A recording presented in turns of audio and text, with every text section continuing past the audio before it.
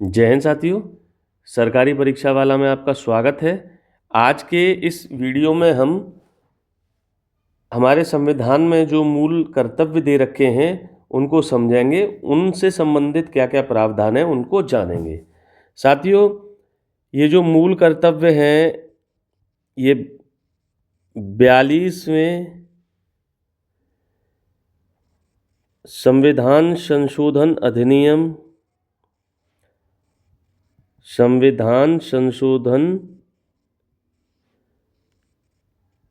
अधिनियम द्वारा हमारे संविधान में जोड़े गए थे। इसका दूसरा मतलब ये है साथियों कि मूल संविधान जो 26 जनवरी 1950 को लागू हुआ था या 26 नवंबर 1949 को बनकर तैयार हुआ था, उसमें मूल अधिकार फंडामेंटल ड्यूटीज़ नहीं थी। इससे संबंधित कोई प्रावधान हमारे मूल संविधान में नहीं था। मतलब साथियों, एक जो लोकतांत्रिक देश होता है वहाँ ये अपेक्षा की जाती है कि अगर आप नागरिकों को कुछ फंडामेंटल राइट्स यानी कि कुछ मूल अधिकार दे रहे हैं तो उसके साथ साथ नागरिकों की आप फंडामेंटल ड्यूटीज़ यानी कि मूल कर्तव्य भी तय करिए। ठीक है, और ये संतुलन बेहद ज़रूरी होता है। अधिकार, कई बार आपने कई विशेषज्ञों को ये कहते हुए सुना होगा, कर्तव्यों के बिना अधिकारों का कोई मतलब नहीं है। ठीक है, अगर आप अपने नागरिकों को कुछ अधिकार दे रहे हैं तो उसके साथ साथ उनके कुछ कर्तव्य भी निर्धारित करिए, क्योंकि केवल अधिकार लेने से ही एक देश बेहतर नहीं बनता है, बल्कि नागरिकों को उस राष्ट्र के प्रति अपनी जिम्मेदारियों को, अपने कर्तव्यों को भी समझना पड़ेगा। इस असंतुलन को खत्म करने के लिए जो हमारे मूल संविधान में था कि फंडामेंटल राइट्स तो हमारे मूल संविधान में थे, लेकिन फंडामेंटल ड्यूटी यानी कि मूल कर्तव्य नहीं थे। मूल कर्तव्यों को 42वें संविधान संशोधन अधिनियम 1976 के माध्यम से हमारे संविधान में जोड़ा गया और उस असंतुलन को खत्म किया गया। ठीक है साथियों, एक और बहुत महत्वपूर्ण पॉइंट ये है, एक कमेटी बनाई थी सरदार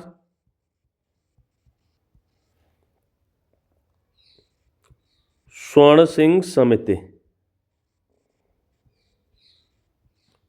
ठीक है, ये कमेटी थी 1976 में बनाई गई थी। बेसिकली ये वही समय है जब देश में राष्ट्रीय आपातकाल लगा हुआ था। ठीक है, राष्ट्रीय आपातकाल लगा हुआ था, तो उस समय हमारी सरकार ने कुछ सोचा होगा या उसे कुछ एक ज़रूरत महसूस हुई होगी नागरिकों के कर्तव्यों को संविधान में जगह देने की। ठीक है साथियों, तो ध्यान रखिएगा, सरदार स्वर्ण सिंह समिति कब बनी थी? 1976 में बनी थी। इसी की सिफारिशों के आधार पर हमारे संविधान में मूल कर्तव्यों को इंट्रोड्यूस किया गया है, जोड़ा गया है। ठीक है, क्वेश्चन ऐसे कई बार पूछा गया है कि किस समिति की सिफारिशों के आधार पर हमारे संविधान में मूल कर्तव्यों को जोड़ा गया है, तो उस समिति का नाम है सरदार स्वर्ण सिंह समिति।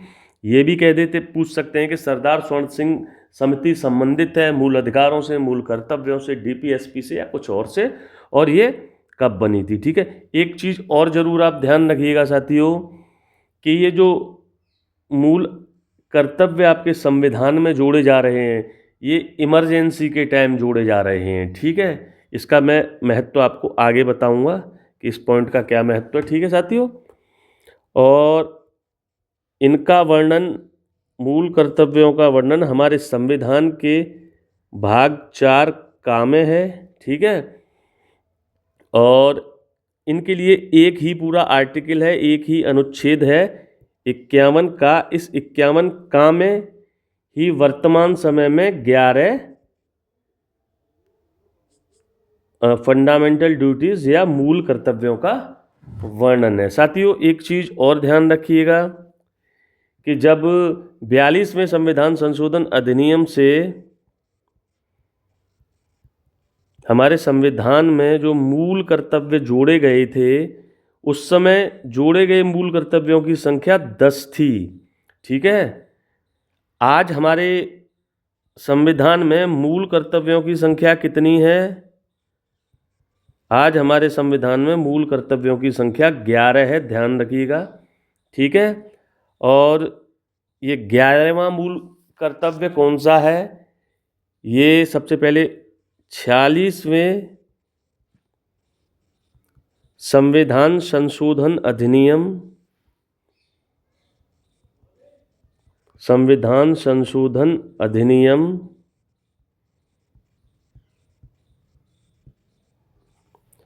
2002 के द्वारा 11वां जो मूल कर्तव्य है वो संविधान में जोड़ा गया है।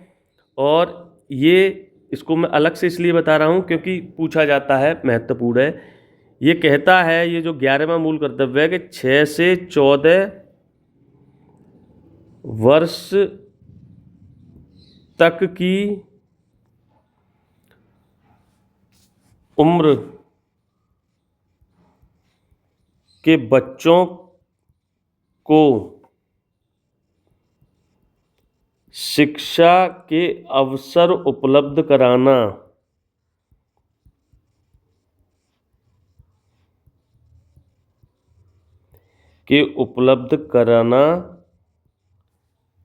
नागरिकों का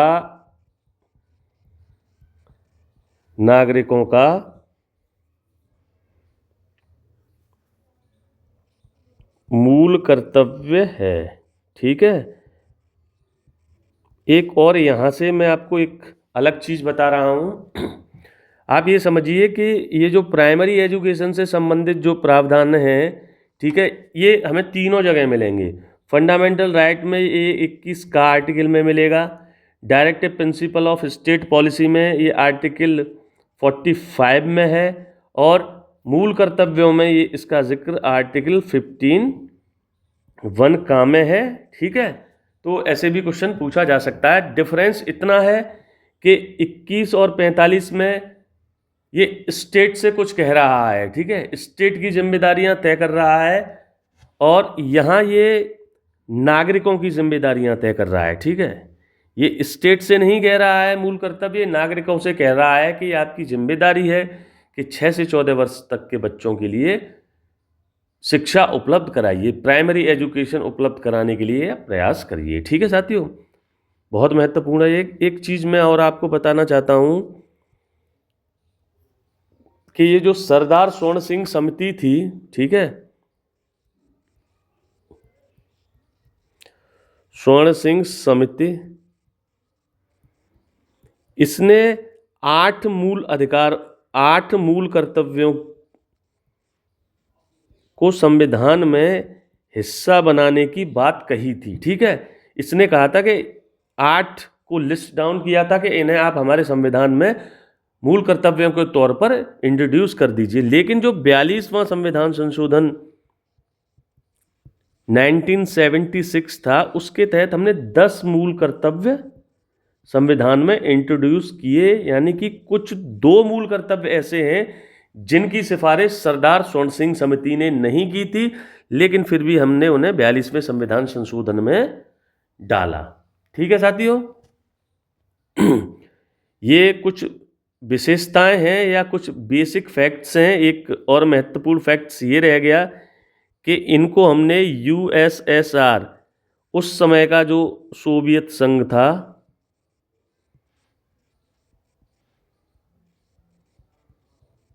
ठीक है, उस समय का जो सोवियत संघ था, वहाँ के संविधान से प्रभावित होकर इन्हें अपने संविधान में हिस्सा बनाया। ठीक है, ऐसे पूछा जाता है कि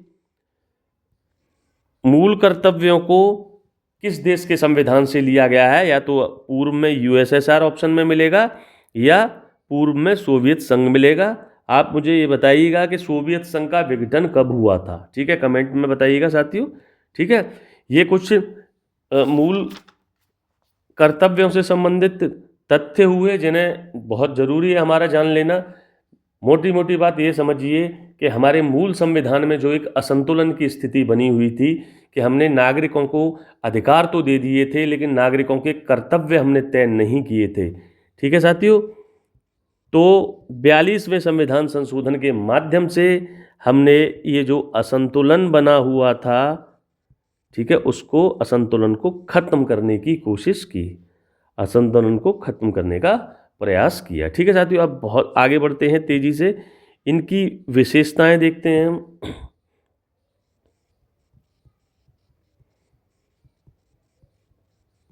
ठीक है साथियों, क्या हैं इनकी विशेषताएं? मूल कर्तव्य, सबसे पहली विशेषता आप ये समझिए, ये गैर न्यायोचित हैं।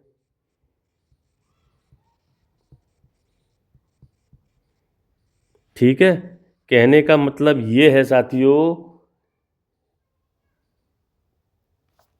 संविधान में सीधे न्यायालय के जरिए उनके क्रियान्वयन की कोई व्यवस्था नहीं है। ठीक है, हाँ, उनके हनन की स्थिति में आप न्यायालय का दरवाज़ा नहीं खटखटा सकते हैं। आप ये नहीं कह सकते हैं कि फलाना व्यक्ति अपने कर्तव्यों का निर्वहन नहीं कर रहा है, मूल कर्तव्यों का निर्वहन नहीं कर रहा है, इसलिए उसके ऊपर कानूनी कार्रवाई होनी चाहिए। ठीक है, मतलब दूसरा इसका ये है कि न्यायालय के माध्यम से आप इन्हें लागू नहीं करवा सकते हैं। ठीक है, ये गैर न्यायोचित प्रकृति है इनकी। ठीक है, ऐसा संभव है कि कई ऐसे जो फंडामेंटल ड्यूटीज़ हैं उनके लिए संसद ने या राज्य की विधानमंडलों ने कानून बनाए हैं और कानून बनाकर उन्हें लागू किया है।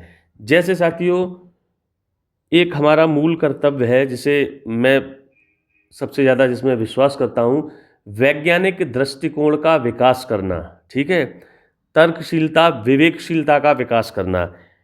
इसको लागू करने के लिए महाराष्ट्र में एक बहुत बेहतरीन कानून बनाया गया है जो अंधविश्वास, रूढ़िवाद को के खिलाफ है और वैज्ञानिक और तर्कवाद को बढ़ावा देता है। मतलब ये गैर न्यायोचित हैं लेकिन कानून बनाकर इनको हम लागू करवा सकते हैं, बिल्कुल डीपीएसपी की तरह ही, directive principle of state policy की तरह। दूसरी इसकी महत्वपूर्ण विशेषता है साथियों, ये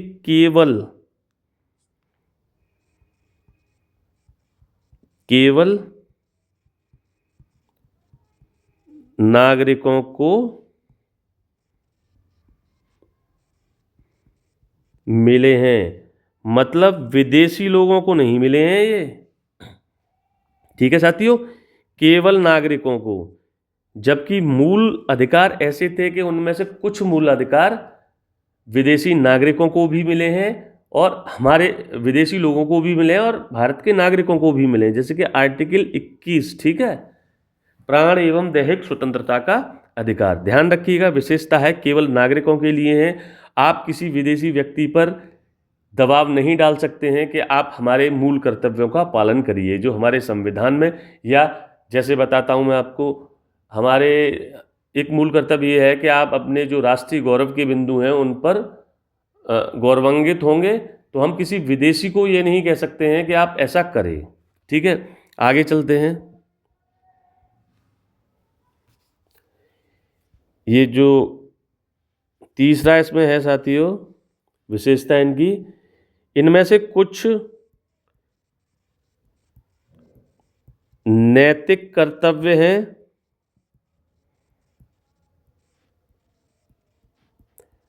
और कुछ नागरिक कर्तव्य।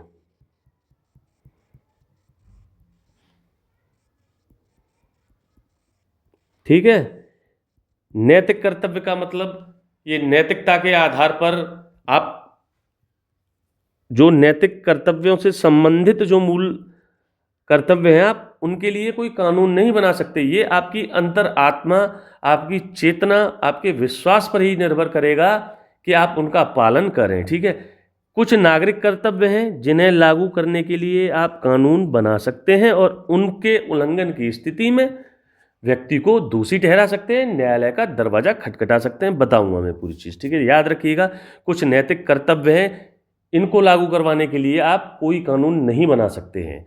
कुछ जो मूल कर्तव्य हैं वो नागरिक कर्तव्य हैं, जिन्हें लागू कराने के लिए आप कानून बना सकते हैं। चौथा और एक महत्वपूर्ण बहुत बिंदु है, ये मूल्य, ये जो फंडामेंटल ड्यूटीज़ हैं, ये भारतीय परंपरा,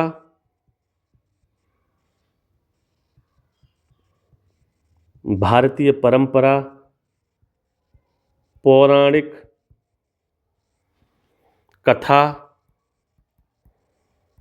कथाओं, धर्म एवं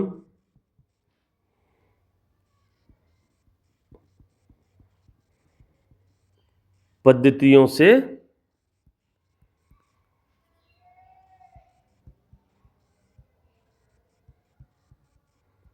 संबंधित हैं।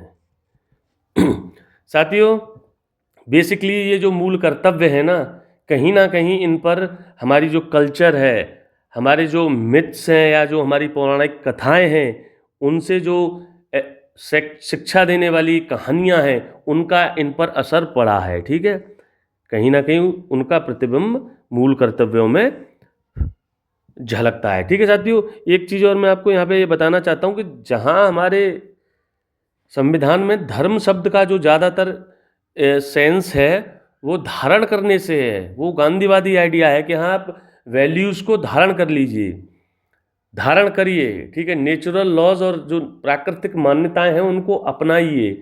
ये थोड़ा सा संप्रदाय से भिन्न होता है।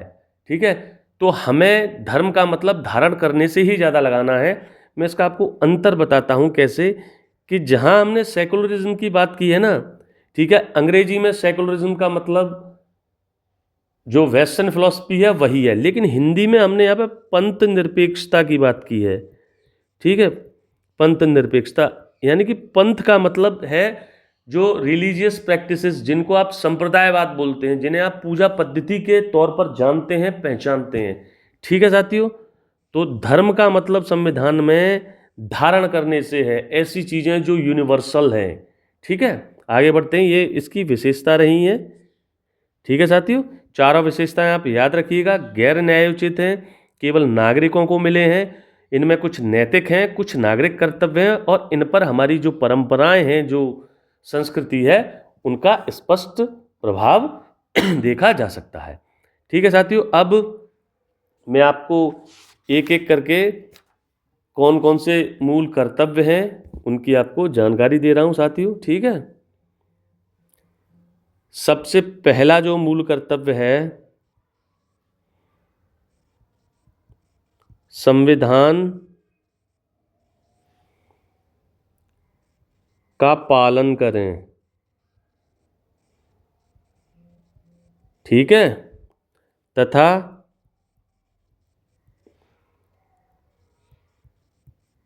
उसके आदर्शों, संस्थाओं,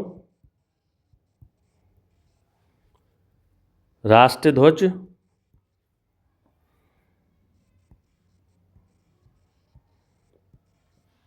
और राष्ट्रगान का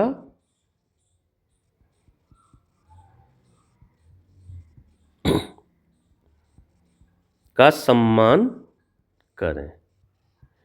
ठीक है साथियों, बहुत महत्वपूर्ण है, सबसे महत्वपूर्ण मौलिक मूल कर्तव्यों में से एक है, संविधान का आप पालन करें। ठीक है, आपको भारतीय संविधान का अनुसरण करना है। उसमें जो आदर्श हैं, उसमें जो संस्थाएं हैं, आदर्श जैसे सेकुलरिज्म, रूल ऑफ लॉ, समानता की बात करना, ठीक है, इनमें आपको, उनके आदर्शों में आपको विश्वास करना है, उनका पालन करना है। इसके साथ साथ संस्थाएं, राष्ट्रीय ध्वज और राष्ट्रगान का भी आपको सम्मान करना है। ठीक है, हाँ, ये बात है कि आप राष्ट्रगान या राष्ट्रीय ध्वज का सम्मान नहीं करेंगे तो, चूंकि ये गैर न्यायोचित प्रकृति के हैं, तो आपको न्यायालय में आप दरवाज़ा नहीं खटखटाया जा सकता है, न्यायालय में आपकी मान्यता को चैलेंज नहीं दिया जा सकता है। लेकिन ये नैतिक कर्तव्य है कि हाँ, आपको अपने देश के संविधान, उनकी संस्था, उनके आदर्शों को मानना चाहिए। ठीक है साथियों, दूसरा देखते हैं तेजी से।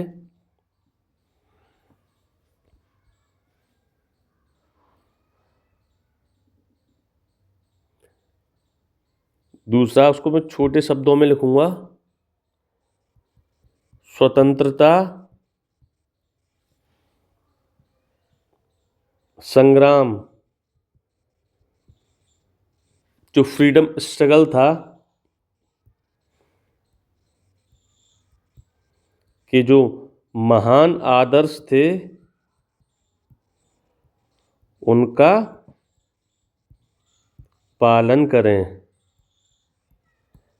ठीक है, यानी कि जो हमारे फ्रीडम स्ट्रगल से जो वैल्यूज़ निकल के आई थी, जो महान आदर्श निकल के आए थे, जो गांधी जी ने स्थापित किए थे, नेहरू जी ने स्थापित किए थे, डॉक्टर B.R. अम्बेडकर ने स्थापित किए थे, समाज को एक नई डायरेक्शन दी थी, भगत सिंह ने एक नई डायरेक्शन दी थी, साहस, करेज, राष्ट्रवाद और मानवता के लिए कुर्बानी देने के जो वैल्यूज़ हैं उनको आप अपने दिल में संजो के रखेंगे। ठीक है साथियों, और इसके लिए बेहद ज़रूरी है कि पहले आप स्वतंत्रता संग्राम के जो महान आदर्श हैं उनसे परिचित हों और सही स्वतंत्रता संग्राम के सही आदर्शों से परिचित हों, तभी तो आप उनका अनुसरण कर पाएंगे।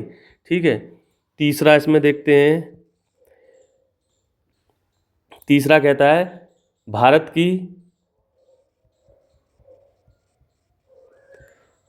की संप्रभुता, एकता और अखंडता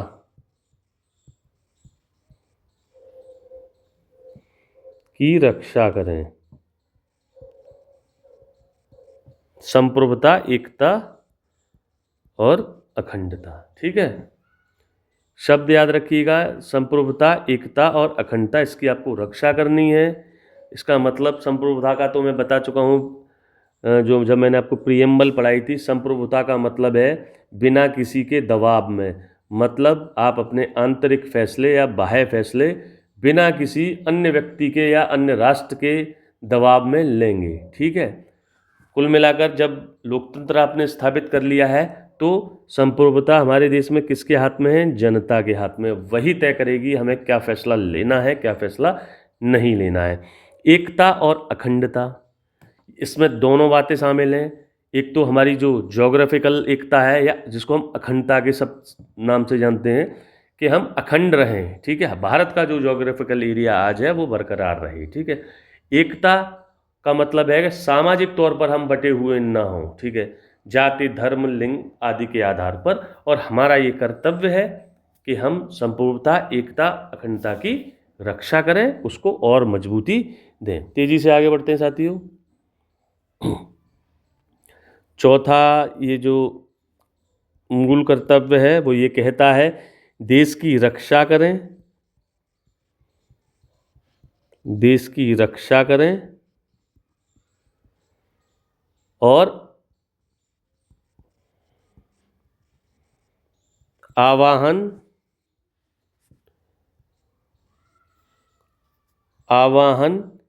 किए जाने पर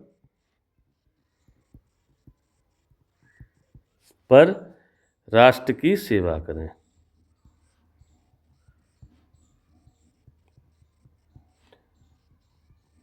मतलब देश की रक्षा करें, और जब जरूरत पड़ रही है आपको और आपकी सरकार आपसे कह रही है कि आप आइए राष्ट्र की सेवा करिए, तो वहां आप तैयार रहें। ठीक है साथियों, पांचवा देखते हैं। चौथा था, ये पांचवा देखते हैं। ठीक है, भारत के सभी लोगों में, शॉर्ट में लिख रहा हूं, सभी लोगों में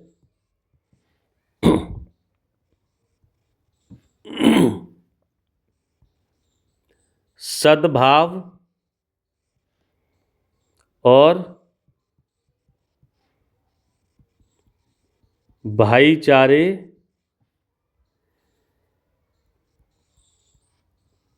की भावना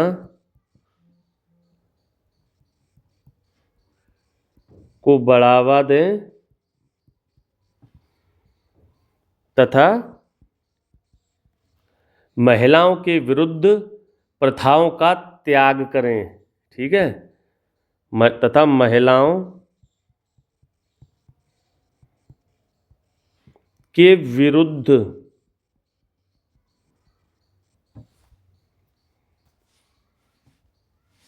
विरुद्ध प्रथाओं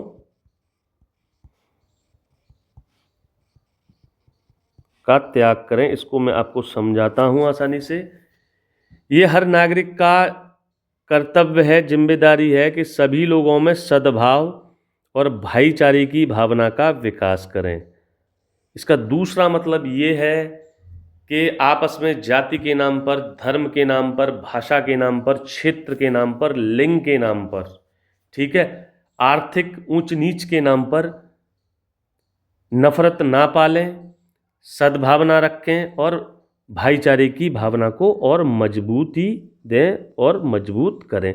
जब आप इन आधारों पर एक दूसरे से भेदभाव नहीं करेंगे तो ऑटोमेटिकली आपके देश में भाईचारे की भावना मजबूत होगी, सद्भावना मजबूत होगी।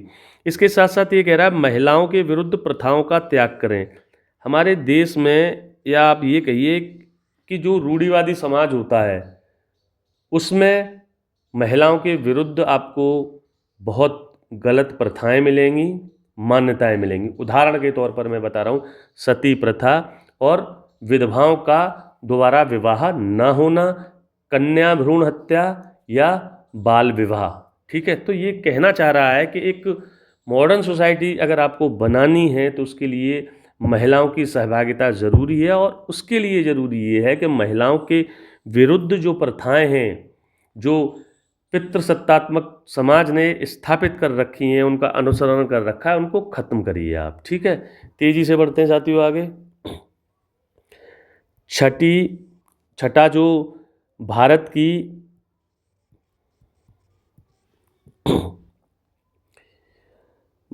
की सामासिक,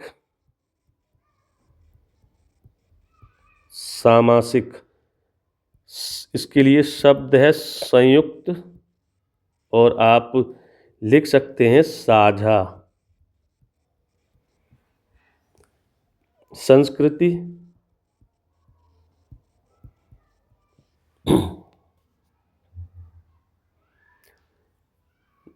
संस्कृति की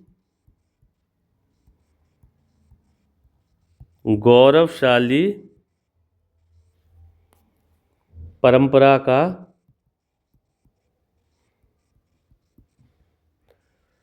महत्व समझें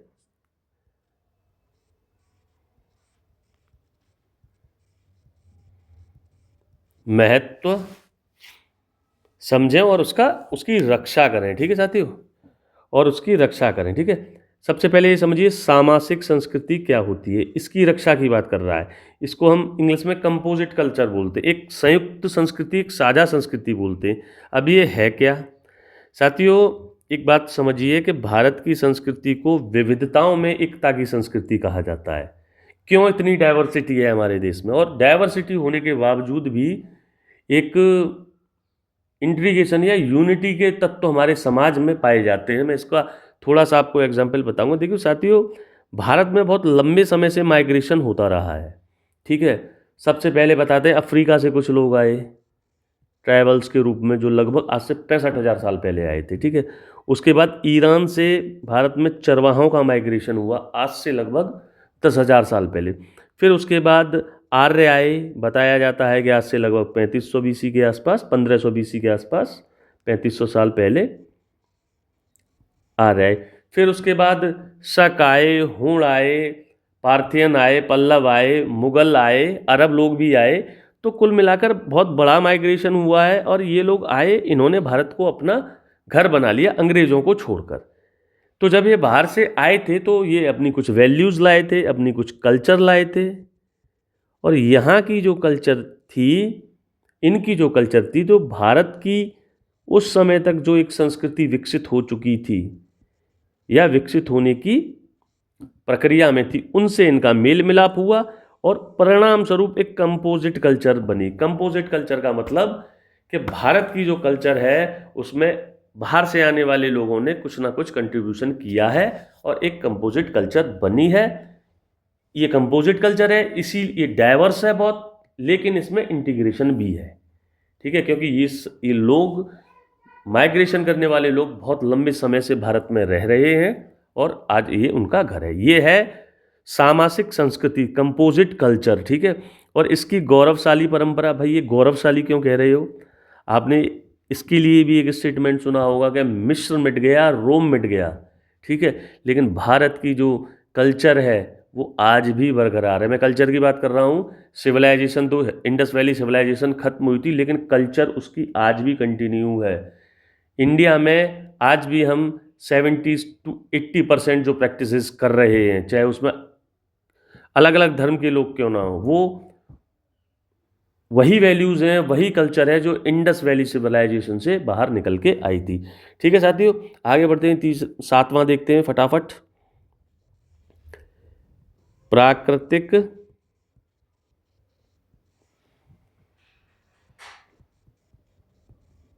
प्राकृतिक पर्यावरण की रक्षा।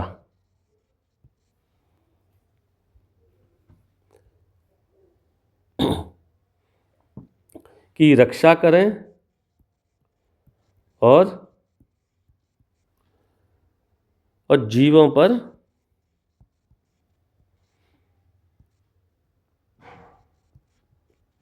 करुणा दिखाएं। ठीक है साथियों, आप ये समझिए, प्राकृतिक पर्यावरण की रक्षा करें, ठीक है, ये नागरिकों की कर्तव्य है, नागरिकों की जिम्मेवारी है।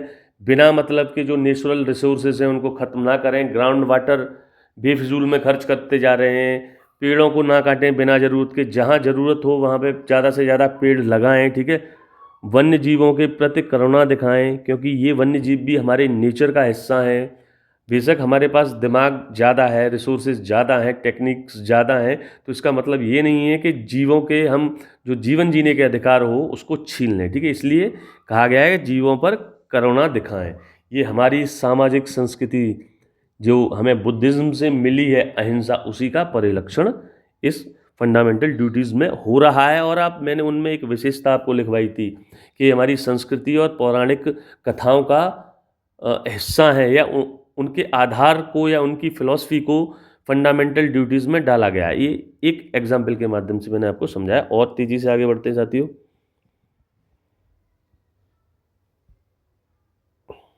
ये है कौन सा था? 7वां, 8वां देखिए, वैज्ञानिक दृष्टिकोण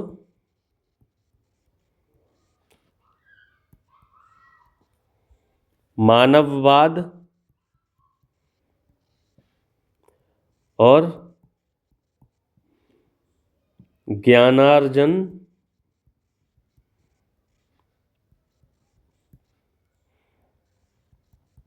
की भावना को बढ़ावा दें। ठीक है, कहने का मतलब ये है कि साइंटिफिक टेम्परामेंट डेवलप करें नागरिक, ठीक है, तर्क और विवेकशील बने। अंधविश्वास हुआ या अतार्किक बातें हुई, रूढ़िवादी बातें हुई, वो प्रथाएं हैं, मान्यताएं हैं, उनके आधार पर ही उनको पकड़े ना बैठे रहें। एक मॉडर्न सोसाइटी तभी बनेगी जब आपके पास वैज्ञानिक दृष्टिकोण होगा। और मैं ये कह सकता हूँ कि जब तक वैज्ञानिक दृष्टिकोण नहीं होगा तब तक आप विकसित भारत भी नहीं बना सकते हैं। मानववाद मतलब मानव के प्रति दयावान बने, उसकी ज़रूरतों को पूरा करने की भावना रखें नागरिक, एक दूसरे का सहयोग करें, भाईचारे की भावना का विकास करें, ठीक है। और जहाँ तक संभव हो ज्ञान अर्जित करते रहें। मतलब यूनिक ये जो फंडामेंटल ड्यूटीज़ है, मतलब माइंड ब्लोइंग है। कितना हमारे संविधान निर्माताओं ने या बाद में उस समय जब ये फंडामेंटल ड्यूटीज़ डाली गई तो कितना ब्रॉड कॉन्सेप्ट लेके डाला गया है, ठीक है। ध्यान रखिएगा साथियों उसको भी, 8वें को भी। और हमारे देश में निश्चित तौर पर मेरा अपना ओपिनियन ये है कि वैज्ञानिक दृष्टिकोण की तो बहुत कमी है, जिसमें हमें व्यापक स्तर पर सुधार करना चाहिए, या हम उसमें सुधार कर सकते हैं। 9वां देखते हैं साथियों, सार्वजनिक संपत्ति की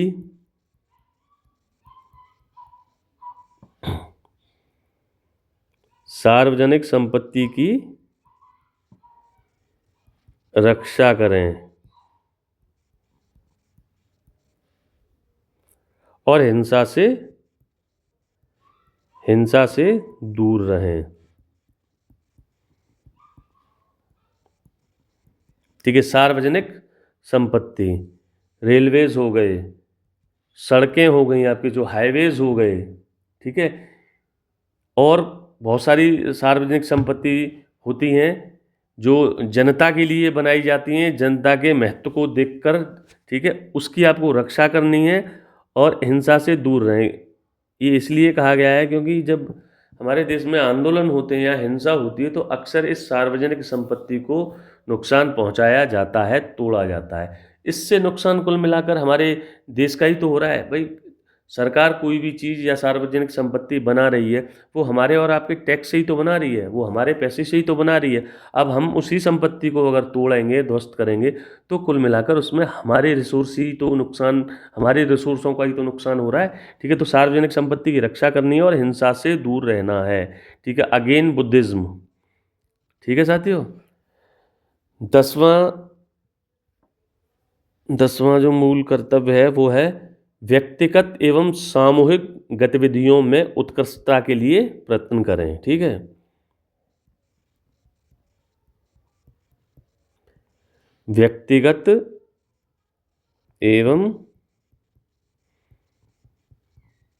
सामूहिक गतिविधियों में उत्कृष्टता के लिए प्रयत्न करें। यानी कि आप व्यक्तिगत तौर पर कोई गतिविधि कर रहे हैं तो उसको भी उत्कृष्टता तक ले जाएं, और सामूहिक तौर पर अगर कोई नागरिक गतिविधि कर रहे हैं तो उसको भी टॉप लेवल पे ले जाने की कोशिश करिए, उसमें बेस्ट से बेस्ट करने की कोशिश करिए। ठीक है, और 11वां मैं आपको बता चुका हूँ, फिर भी एक बार बता देता हूँ साथियों। 6 से 14 साल तक के जो बच्चे हैं उनको शिक्षा के अवसर उपलब्ध कराएं। ठीक है, और ये जिम्मेदारी किसकी है? ये नागरिकों की जिम्मेदारी है मूल कर्तव्यों में। ठीक है साथियों, ये 11 मूल कर्तव्य हो गए, आप याद जरूर रखिएगा। एक एक को कैसे आप याद रख सकते हैं मैं हल्का सा बता रहा हूँ। इसमें प्राकृतिक पर्यावरण की रक्षा के लिए भी प्रोविज़न है, यहाँ से क्वेश्चन पूछा जाता है। वैज्ञानिक दृष्टिकोण, क्योंकि कई चीज़ें इसमें ऐसी हैं साथियों जो fundamental directive principle of state policy में भी आपको मिलेंगी और फंडामेंटल ड्यूटीज़ में भी आपको मिलेंगी। ठीक है साथियों, अगले वीडियो में मिलते हैं। जय हिंद।